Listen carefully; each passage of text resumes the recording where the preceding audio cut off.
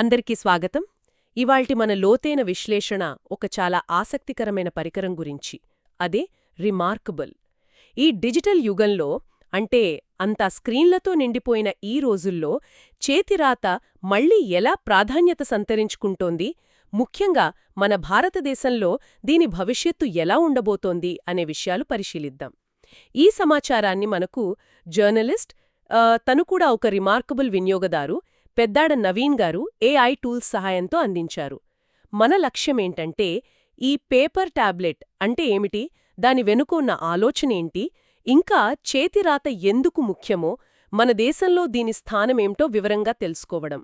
అవును, ఇది నిజంగా చాలా ఆసక్తికరమైన చర్చ. ఎందుకంటే మన చుట్టూ ఇన్ని రకాల స్మార్ట్ డివైసులున్నాయి కదా, అన్నీ చేయగలవు అని చెప్పుకునేవి. అలాంటప్పుడు కేవలం రాయడానికి, చదవడానికి మాత్రమే పనికొచ్చే ఒక పరికరం ఇంత పాపులర్ అవ్వడమనేది కొంచెం విశేషమే. ఇది టెక్నాలజీ గురించి, మన ఆలోచన విధానం గురించి, మన ప్రాధాన్యతలు ఎలా మారుతున్నాయో చెప్పకనే చెబుతోంది.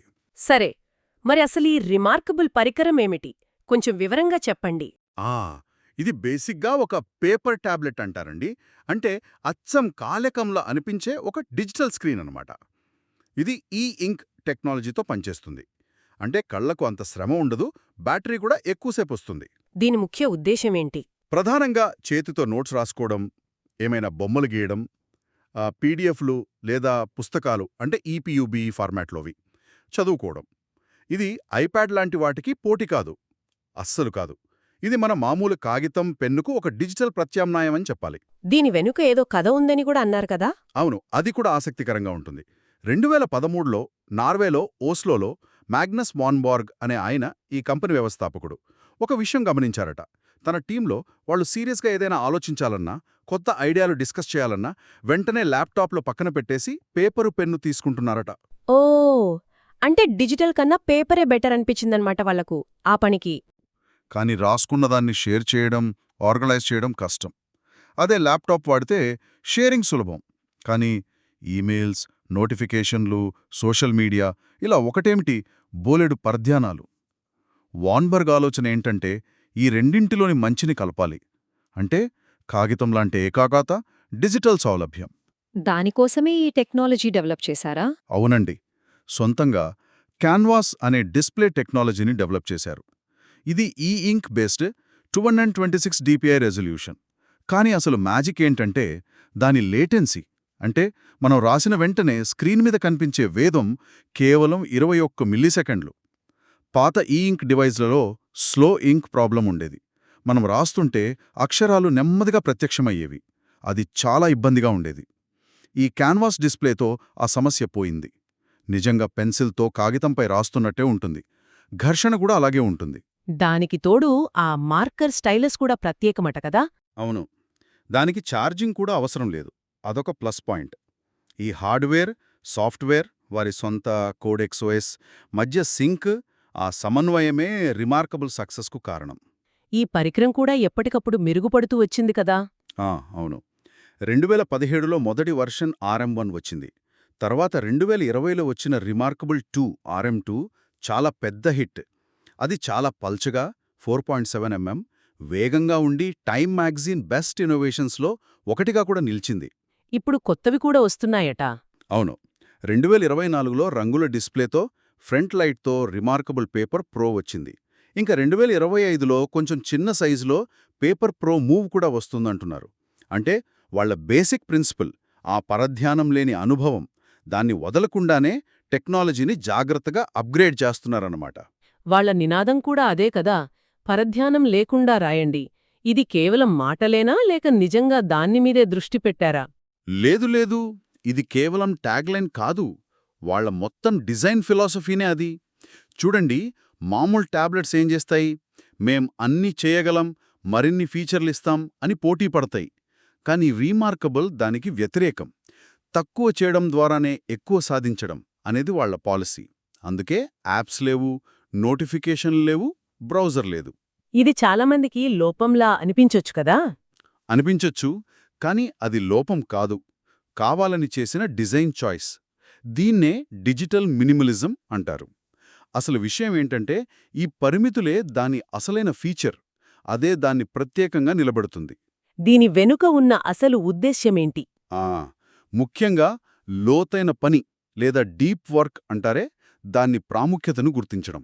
ఆ వ్యవస్థాపకుడు వాన్బర్జే చెప్పారు, సోషల్ మీడియా, బ్రౌజర్లు, ఈమెయిల్ ఇవేవి మంచి ఆలోచనలకు మంచివి కావు అని.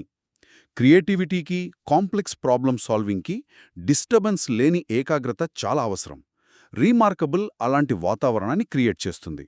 ఒక వర్చువల్ క్లాసెట్ లాగా అన్నమాట. అంటే ఇది వాళ్లకొక స్ట్రాటజిక్ అడ్వాంటేజ్ లాంటిదా? ఖచ్చితంగా. ఇది వాళ్లకొక వ్యూహాత్మక రక్షణ కవచం లాంటిది. ఆనిక్స్ బుక్స్ లాంటి పోటీదారులు ఎన్ని ఫీచర్లు యాడ్ చేసినా వాళ్ళు రిమార్కబుల్ కోర్ వాల్యూ అయిన ఏకాగ్రత నుంచి దూరం జరుగుతారు. ఇది సేత్ గోడెన్ చెప్పిన పర్పుల్ కౌ లాంటిది. భిన్నంగా ఉండటమే దీని బలం. మరి ఇది ఎవరికి బాగా సూట్ అవుతుంది? అందరూ కొనగలరా? అందరికీ అవసరం ఉండకపోవచ్చు. ఊరికే కంటెంట్ చూసేవాళ్లకి, ఎంటర్టైన్మెంట్ కోసం వాడేవాళ్లకి బహుశా ఇది నచ్చకపోవచ్చు. కానీ ఎవరైతే సమాచారాన్ని క్రియేట్ చేస్తారో, అనలైజ్ చేస్తారో, లోతుగా ఆలోచిస్తారో, అంటే academics, students, writers, lawyers, business professionals, వీళ్లకు బాగా ఉపయోగపడుతుంది. ఇందాక మీరు చెప్పినట్టు పెద్దాడ నవీన్ లాంటి జర్నలిస్టులకు కూడా ఇది నచ్చడానికి కారణమదే. ఆ నోటిఫికేషన్స్ లేకపోవటమే వాళ్లకు పెద్ద రిలీఫ్. అయితే ఇక్కడ ఒక ప్రశ్న. ల్యాప్టాపులు, స్మార్ట్ఫోన్లే రాజ్యమేలుతున్న ఈ రోజుల్లో మళ్లీ చేతిరాతను ఎంకరేజ్ చేయడమంటే ఇది ప్రవాహానికి ఎదురీదినట్టేనా? పైకి చూస్తే అలాగే అనిపిస్తోందండి. నిజమే, డిజిటల్ కమ్యూనికేషన్ పెరిగాక, కీబోర్డ్ల వాడకం ఎక్కువయ్యాక చేతిరాత అవసరం తగ్గిపోతోంది. మన దేశంలో కూడా స్కూల్స్లో కర్సివ్ రైటింగ్ తీసేస్తున్నారనే వార్తలొస్తున్నాయి. అవును, ముంబైలో థెరపిస్టులు కూడా చెప్పారట, పిల్లల్లో స్క్రీన్ టైం ఎక్కువవడం వల్ల చేతిపట్టు తగ్గుతోందని. అదే, ఇది కేవలం ఇండియాలోనే కాదు, ప్రపంచవ్యాప్తంగా ఇదే ట్రెండ్. యూకేలో సర్వే చేస్తే 1/3 మంది 6 నెలలుగా చేత్తో ఏమీ రాయలేదట. యుఎస్లో కూడా కర్సివ్ తప్పనిసరి కాదు. మరి అలాంటప్పుడు చేతిరాతకు భవిష్యత్తుందా? ఇక్కడే అసలు ట్విస్ట్ ఉంది. సామాజికంగా, టెక్నాలజీ పరంగా చేతిరాత వెనక్కి వెళ్తున్నట్టనిపించినా, కాగ్నిటివ్ సైన్స్, న్యూరోసైన్స్ పరిశోధనల ప్రవాహం మాత్రం దాని ప్రాముఖ్యతను గట్టిగా నొక్కి చెబుతోంది. చేతిరాత అంటే ఏదో పాతకాలపు అలవాటు కాదు, అది మన బ్రెయిన్ ఫంక్షనింగ్ను ఇంప్రూవ్ చేసే ఒక పవర్ఫుల్ టూల్. ఓ, అదెలా? నార్వేజియన్ యూనివర్సిటీ NTNU వాళ్ళు 2024లో చేసిన ఒక EEG స్టడీ ఉంది. దాని ప్రకారం చేత్తో రాసేటప్పుడు మెదడులోని వేరువేరు ప్రాంతాల మధ్య కనెక్టివిటీ చాలా పెరుగుతుందట. టైప్ చేసేటప్పుడు అలా జరగదు. ఈ పెరిగిన కనెక్టివిటీ వల్ల జ్ఞాపకశక్తి పెరుగుతుంది, కొత్త విషయాలు నేర్చుకోవటం సులభమవుతుంది. మన దేశంలో NCERT వాళ్ళు ఇంజనీరింగ్ స్టూడెంట్స్పై చేసిన స్టడీ కూడా ఇదే చెప్పింది. అంటే చదవడానికి కూడా ఉపయోగపడుతుందా? అవును, చిన్నప్పుడు చేత్తో అక్షరాలు దిద్దడం వల్ల బ్రెయిన్లోని రీడింగ్ సర్క్యూట్ యాక్టివేట్ అవుతుందని, అది చదవడం నేర్చుకోవటానికి హెల్ప్ చేస్తుందని fMRI స్టడీస్ చూపించాయి. ఇంకో ముఖ్యమైన విషయం ఏంటంటే, రీమార్కబుల్ లాంటి డిజిటల్ పెన్తో స్క్రీన్ మీద రాయడం కూడా కీబోర్డ్తో టైప్ చేయడం కన్నా బెటర్ మెమరీ రీకాల్కు దారితీస్తుందని రీసెర్చ్ ఉంది. ఇది చాలా ఆసక్తికరంగా ఉంది. అంటే శాస్త్రీయంగా చేతిరాతకు ఇంకా విలువుందన్నమాట. ఖచ్చితంగా. అందుకే చూడండి, అమెరికాలో దాదాపు 24 రాష్ట్రాలు ఇప్పుడు స్కూల్స్లో కర్సివ్ రైటింగ్ను మళ్లీ తప్పనిసరి చేశాయి. కాబట్టి రీమార్కబుల్ నిజానికి ప్రవాహానికి పూర్తిగా ఎదురు వెళ్లడం లేదు. పైపైన కనిపించే సోషల్ మీడియా, మల్టీటాస్కింగ్ ట్రెండ్స్కు వ్యతిరేకంగా ఉన్నా, అభిజ్ఞాన శాస్త్రం, డీప్ వర్క్, ఏకాగ్రత అనే బలమైన అంతర్గత ప్రవాహంతో పాటే వెళ్తోంది. ఒక రకంగా కనుమరుగవుతున్న నైపుణ్యానికి టెక్నాలజీ రూపంలో ఒక పరిష్కారం లాంటిది. సరే, మరి మార్కెట్లో ఇలాంటి వేరే ఇంక్ పరికరాలు కూడా ఉన్నాయి కదా? Onyx books, Kindle scribe, super note లాంటివి. వాటితో పోలిస్తే ఇదెలా ఉంటుంది? మంచి ప్రశ్న.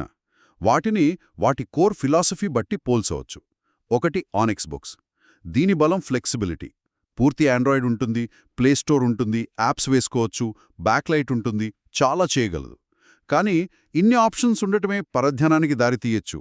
సాఫ్ట్వేర్ కొన్నిసార్లు కొంచెం స్లోగా ఉండొచ్చు అని కూడా అంటారు. తర్వాత కిండిల్ స్క్రైబ్. అది అమెజాన్దే కదా? అవును, కిండిల్ స్క్రైబ్ ప్రధానంగా చదవడం కోసం. కిండిల్ లైబ్రరీ పెద్ద ప్లస్.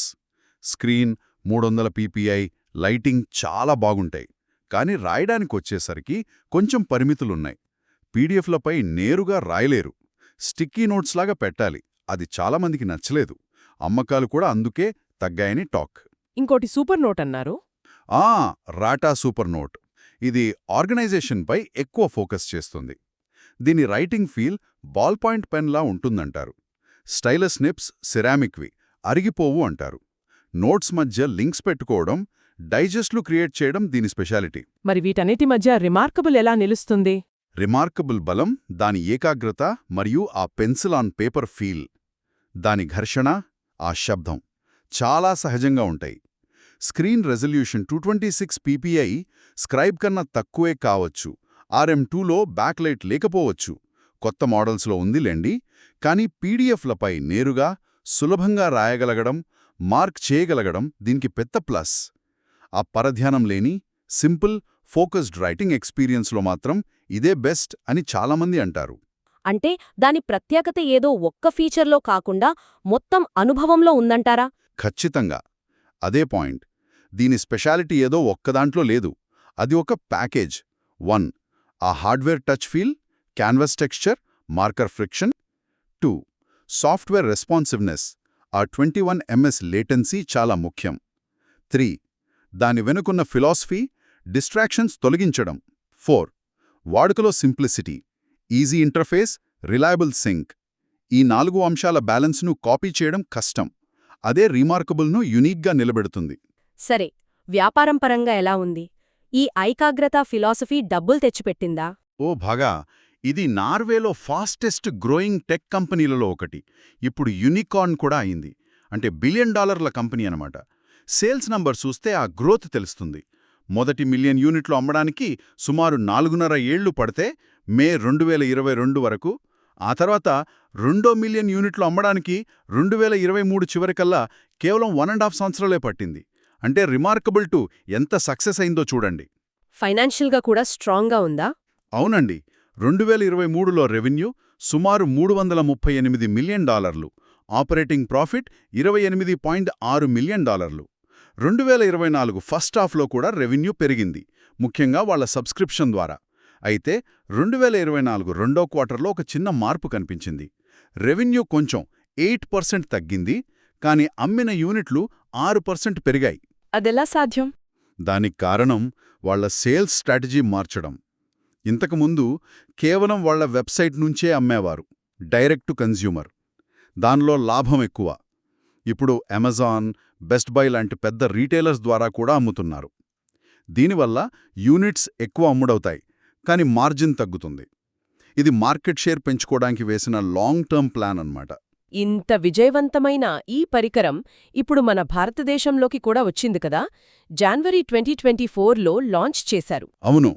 ఇండియా లాంచ్ సమయంలో వాళ్ల CEO ఫిల్ హెస్ భారతదేశం యొక్క డైనమిక్ కల్చర్, టెక్సావి జనాభా గురించి బాగా మాట్లాడారు. అయితే వేరే దేశాల్లో వాళ్ల వెబ్సైట్ నుంచి అమ్మే వీళ్లు ఇండియాలో మాత్రం కేవలం అమెజాన్ ద్వారానే ఎందుకు అమ్ముతున్నారు?